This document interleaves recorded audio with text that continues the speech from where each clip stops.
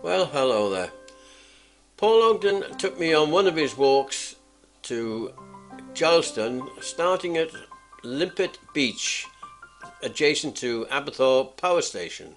Firstly on the 12th of August with Linda Chipchase, obviously Oggy, and myself. Then again we went and did the same walk on the 6th of September with Tina Abdul and Gwyneth Carter with her husband, whose name I can't remember. First walk I just basically did about 50 still photographs and a couple of little videos, and this ruin on the beach is just one of the stills.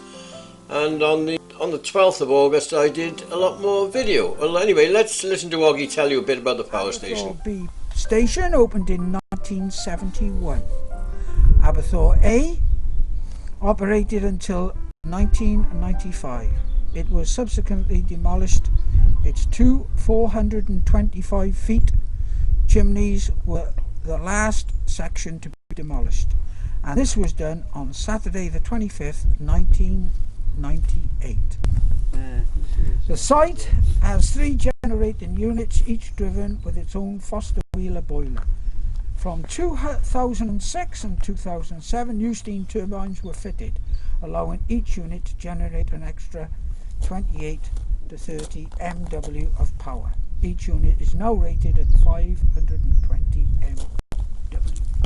And there we are.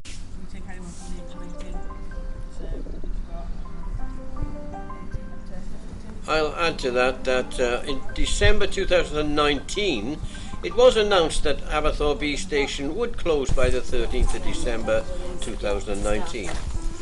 The station officially closed on the 31st of March 2020. Alright. And here we continue our walk up the lane.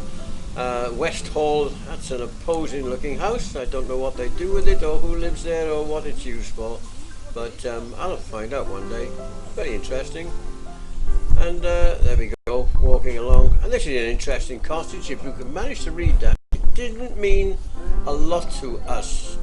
It's of a different part of the country, in a part of England. I can't work it out exactly.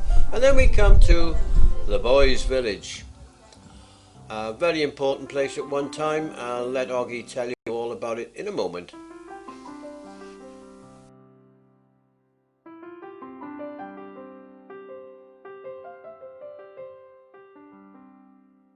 Now, and how it was created was David Davis, who was the president of the Ocean Coal Company and welfare officer, were co-founders of the Boys Club of Wales, were first inspired to build a holiday camp for their sons and miners. That's David Davis who built Barry Docks. Right, yeah. What he wanted to do, because he was the president of the Ocean Coal Company, what he wanted to do is to send the coal miners' children away for a couple of weeks, and they built up holiday camps all around the country for the children to go away for a couple of weeks and one thing or another, and this was one of them. In the early 1920s, after attending a youth camp in Kent, he opened this one on August the 8th, 1925. The camp offered them an escape from the polluted and unhealthy atmosphere of the valley's industrial towns, and place to play and be free, as well as being close. There was also a full-size cricket pitch, putting green, tennis courts, football and rugby grounds, and a pavilion. A war memorial was the centre of the complex, commemorated the men from the coalfields who had lost their lives in the 2 World Wars.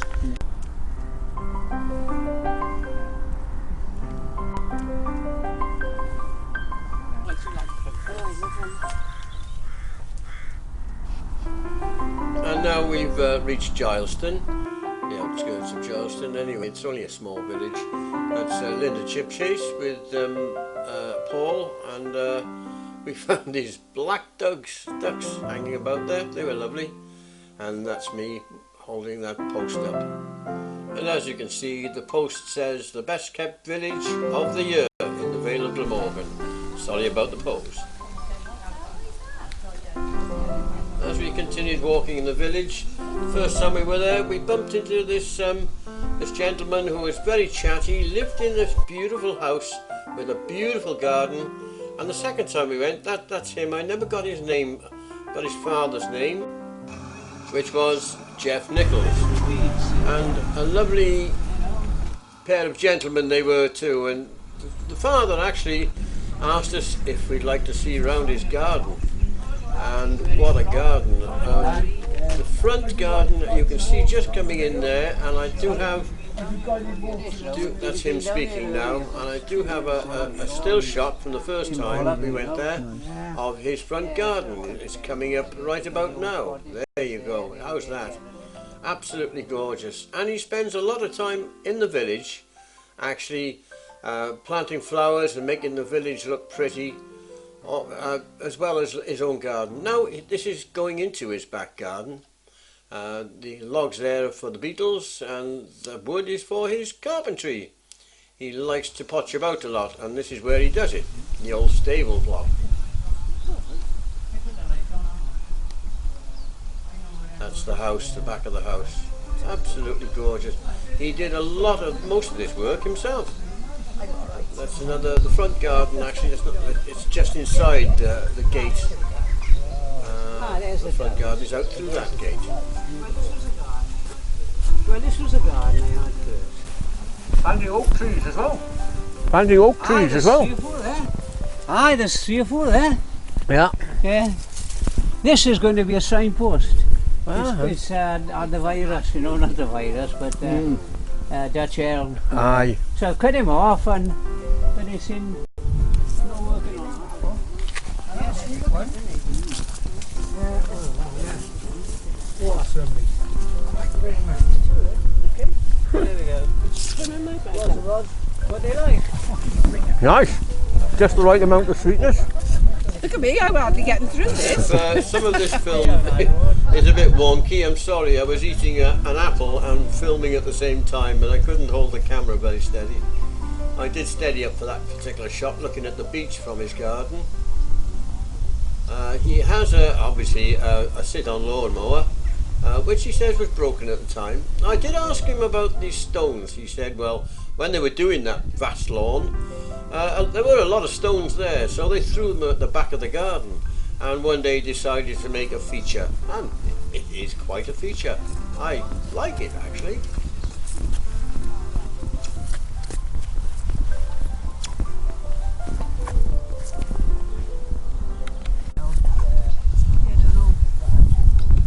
And now we're popping up into another field above his lawn, which he purchased as part of a field and lawned it. It's like a sentry box.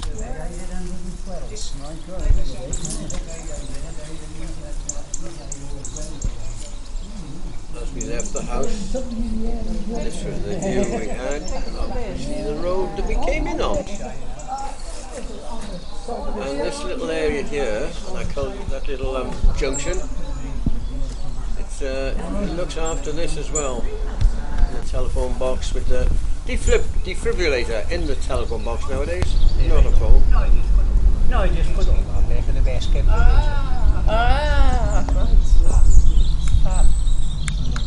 Really community spirited.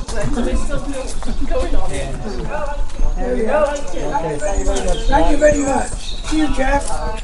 Bye. Well, that was nice, wasn't it? You must hang on till the next video when we have connections to Diana, the Princess of Wales. I'll be bringing that up in the next day or two, so look out for it.